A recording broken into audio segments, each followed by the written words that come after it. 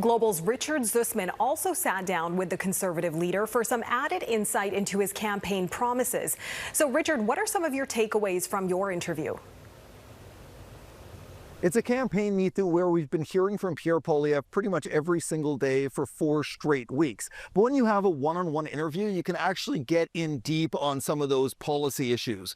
When it comes to housing, Poilievre says this has been one of the biggest failures of the Liberal government, and clearly the Conservatives want to focus in on the private sector to build. At the same time, get those gatekeepers, as the Conservatives describe them, out of City Hall to speed up the process. Poilievre acknowledging that the country faces a significant challenge when it comes to the actual people who build homes. To address that, the Conservatives would increase apprenticeships. At the same time, they would change federal immigration policies to prioritize trade workers who want to come into this country. We're going to be capping immigration.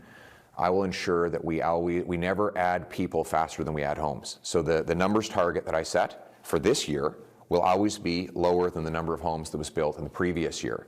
And we're going to target newcomers who have trade skills to build homes. Poilievre also blaming the Liberals for an inability to build natural resource projects when pushed on concerns raised by Indigenous Canadians around the speed of which Conservatives want to push resources to market.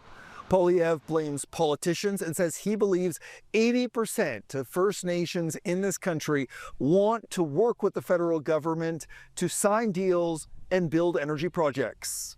So most First Nations want these projects to go ahead.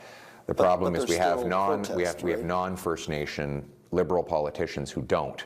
As for the question of whether you can trust that Poilievre will actually fulfill his promises, when I pressed him on that, he says he hasn't changed any of his positions over, in essence, the entirety of his adult life, unlike his Liberal opponent, Mark Carney.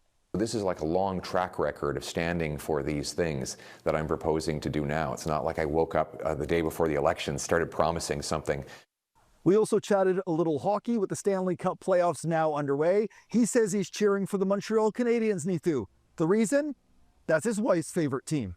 Back to you. All right, Richard Zussman in Victoria. Thanks, Richard.